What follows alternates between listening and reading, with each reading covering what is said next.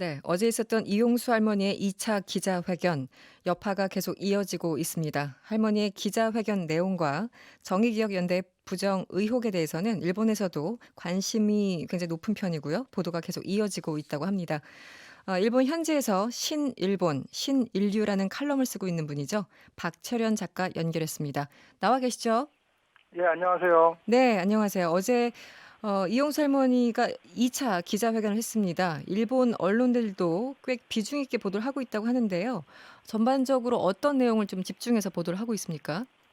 네, 일단 보도를 안 한 매체는 거의 없는 것 같은데요. 네. 근데 한국에서 막 알려진 것과는 달리 그렇게 엄청나게 비중 있게 보도한다는 느낌은 거의 없습니다. 네. 보통 이런 뉴스가 나오면은 보수 우익으로 분류되는 요미우리나 산케이 등이 이제 스트레이트 보도는 물론이거니와 칼럼, 사설 등을 통해서 이제 한국을 비판하거나 진짓 훈계하는 듯한 그런 그렇죠. 네. 기사를 많이 쓰는데요. 네. 이번에는 의외로 그러한 모습은 전혀 없었고요. 음. 기자회견의 간략한 서머리가 좀 많이 나왔습니다. 네네. 다만 요미우리하고 상케이는 이용수 할머니의 발언 중에서 정신대와 위안부를 구분하는 부분하고 네. 그다음에 위안부인 자신을 이 정대협이란 단체의 이익을 위해 이용했다라는 점을 유독 강조를 했습니다. 음. 다만 이제 아사히라든가 마이니치 같은 약간 네. 중도 리버럴 성향의 신문들은 이 발언 할머니의 발언 중에 한일 간의 관계와 교류, 미래적 지향 관계 뭐 이런 것들이 중요하다는 부분을 거론한 것이 조금 차이가 있었습니다. 생각보다 그렇게 집중적으로 보도가 되지 않는 이유는 뭐 일종의 자중 질환을 즐기는 그런 뭐 맥락도 읽히나요? 어떻습니까? 보시기에는? 네, 그렇죠. 근데 이게 지금 2차 기자회견이기 때문에 그런데요. 아, 네네. 예를 들어서 상케이 신문 같은 경우는 5월 20일 같은 경우에 처음으로 이제 이용수 할머니와 정의연의 갈등이 불거졌던 때는 네. 그 사설 등을 통해서 위안부 단체가 반일 집회 손해상 철거를 주장하고 나섰다라는 식으로 음. 이건 뭐 그 왜곡된 내용이었는데 네네. 그런 식의 내용을 쓰기도 했고 네. 그리고 오늘 같은 경우 그러니까 어제 기자회견 같은 경우가 일본에서 좀 뉴스가 안 된 이유가 오늘 이제 긴급사태 선언이 본격적으로 해제되었지 그렇죠. 않습니까? 네. 그것도 있고 그다음에 이제 아베 정권의 스캔들 계속 이어지고 있는데요. 음. 검찰청법 개정을 둘러싼 스캔들. 네. 그리고 지금 테라스 하우스라는 리얼리티 프로그램에 출연하는 그 유명 여자 프로레슬러가 인터넷 악플 때문에 네. 스스로 목숨을 끊었어요. 아, 악플 때문에요? 악플 그 뭐 네네. 이제 비방 네네. 비방 중상 그런 거 있지 않습니까? 네네. 그런 인터넷 댓글이죠, 댓글 때문에 목숨을 끊는 사건이 일어나가지고 막 이렇게 뉴스가 음. 막 지금 되게 막 넘치고 있습니다. 네. 그래서 그래가지고 네네. 이런 좀 묻혔다고 봐야죠. 예. 그렇군요. 지금 할머니가 제기하는 여러 가지 의혹, 문제점, 이게 그 일본 당국의 어떤 입장에 영향을 줄 거라고 보시는지 어떻습니까? 예, 저는 앞으로는 어떻게 물론 이제 나오나 봐야겠지만요. 현재로서는 물론 공식적인 발표는 없고요. 근데 제 생각이지만 일본 정부가 이 부분을 네. 공식적으로 거론하면서 문제 해결에 나선다면 네네. 그건 또 그것대로 품격의 문제가 되잖아요. 네. 그래서 저는 아마 뭐 거론하지 않을 것이라고 봅니다. 왜냐하면 음. 속내는 물론 전혀 그렇지 않다 하더라도 이제 겉으로는 타테마이라고 하는데 겉으로는 합리적인 것처럼 이제 보이고 싶어하는 그 일본 정부 특유의 스타일이랄까 분위기가 아, 있거든요. 네네네.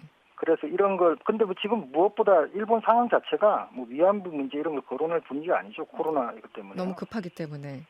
그러면은 그 문제를 질문을 좀 드리겠습니다. 어제 뭐 일부 지역에 남아있던 이 긴급 사태를 모두 해제한 상황인데요. 네. 역시 경제 때문인가요? 어떤 이유 때문에 이렇게 급하게, 사실 보기엔 굉장히 급하게 풀었다는 얘기를 해도 무리가 없을 것 같은데요. 어떻습니까? 예, 맞습니다. 경제 네. 때문입니다. 예. 지금 네네.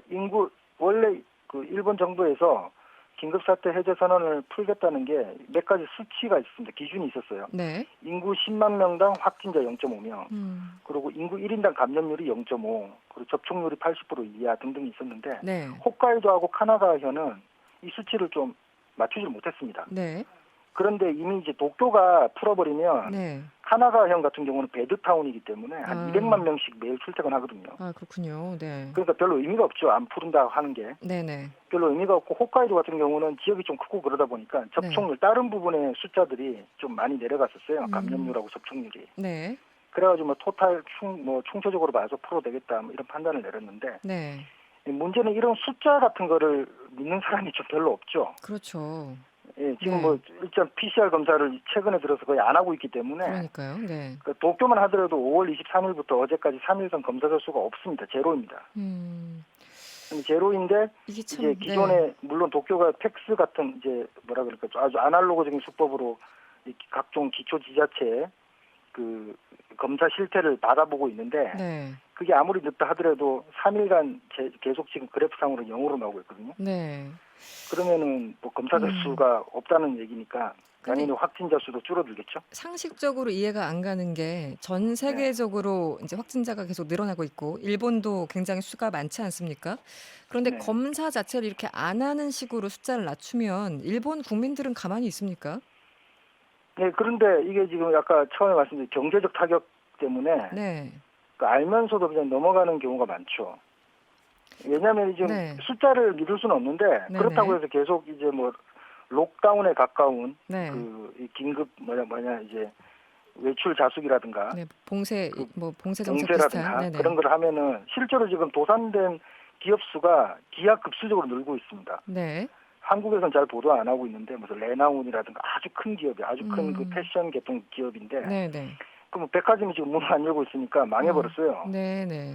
그리고 뭐 모모타로라든가 이런 식의 체인점을 하는 곳들이 뭐 지금 망해버리고 있죠. 음. 그러니까 이걸 뭐 하루라도 빨리 열어야 경제가 돌아가는 거니까 망해서 회사가 망하고 실업률이 늘어나서 죽는 거나 뭐 코로나 걸려서 죽는 거나 뭐 그게 똑같은 거 아니냐라는 식의 극단적으로 자포자기 심정으로 이제 사람들이 이야기를 하고 있죠. 물론 이제 정부는 뭐 숫자가 네. 이렇게 잘 됐으니까 우리가 막아냈다. 네네. 이렇게 뭐 이야기를 하는데 실제로 생활하는 사람들은 그게 아닌 거를 다 제가 보기엔 다 알고 있지 않나라는 생각이 음. 듭니다. 아베 총리나 혹은 그 어쨌든 그 내각 관료들이 실질적으로 그렇게 자화자찬을 합니까? 자화자찬하고 있죠. 지금 네. 매일 관리를 방송 너무 나와서 잘하고 이야기하고 있다. 있지 않습니까? 예, 뭐 일본이 세계 모범이 됐다는 발언도 하죠. 예. 그렇군요. 그래서 사람들은 어차피 정부에 대해서 어떤 기대를 하기 어려우니까 경제도 어려우니까 이렇게 그 봉쇄 정책 자체를 해제하는 거 그냥 따라가는 그런 분위기.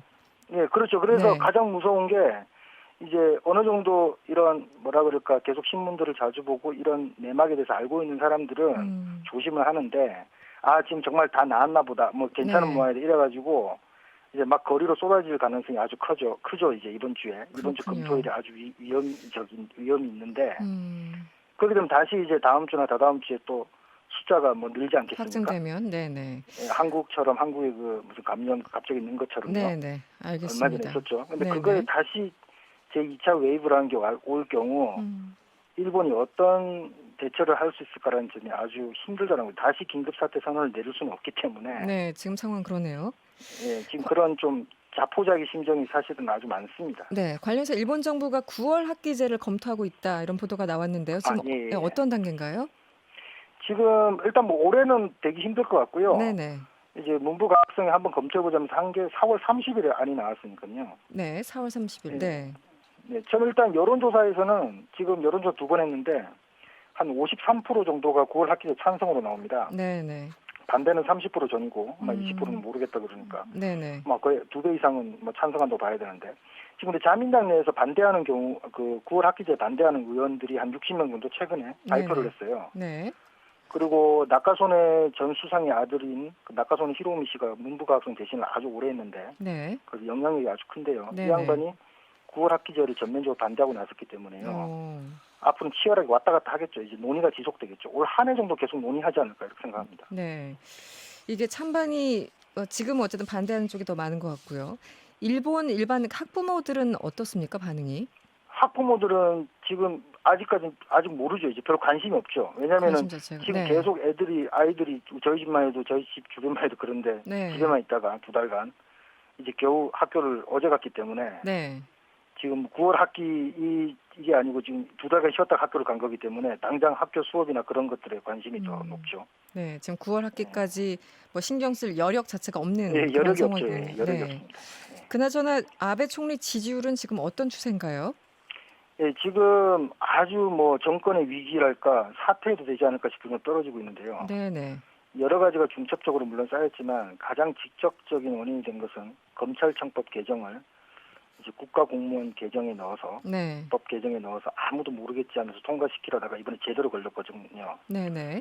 근데 법률을 바꾸면은 뭐 한국도 마찬가지로 이유가 있어야 되지 않습니까? 네. 무슨 뭐 한국에서도 무슨 법률 바꿀 때 다 이유가 있죠. 근데 그렇죠. 이번 거는 네. 사실 이유가 없었거든요. 네. 이게 왜냐면은 자 바꾸는 이유가 뭐냐고 네네. 국회에서 계속 질의를 했단 말입니다. 음. 그런데 그냥 뭐 대답을 못 해요. 네네. 정부의 뭐 아베 씨도 그렇고 정부를 그 대답을 못 하니까 사람들이 생각을 할 수밖에 없죠. 아 그렇다면 이유가 자기 정권의 스캔들 여러 가지 스캔들을 네. 많이 막아줬던 사람이 그 음. 사람이 이제 쿠로가 히로무라는 마장을 했던 사람인데 네. 그 사람을 8월달에 검찰총장으로 올리기 위해서 저러는 거구나라는 걸 다 알아버렸죠. 네.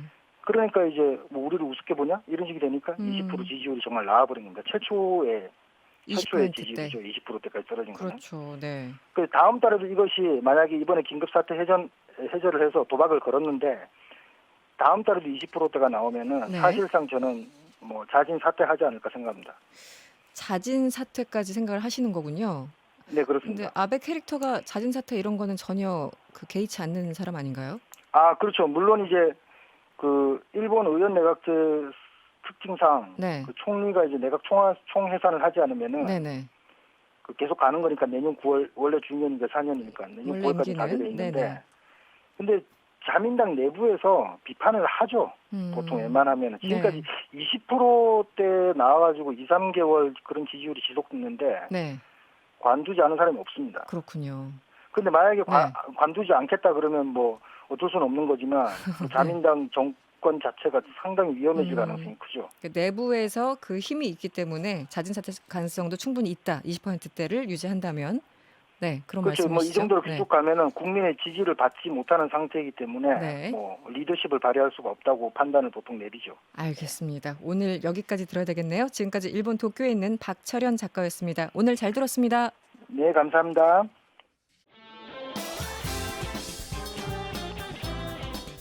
여러분의 퇴근길을 꽉 채워드립니다. 평일 저녁 6시 5분 이승원의 세계는 그리고 우리는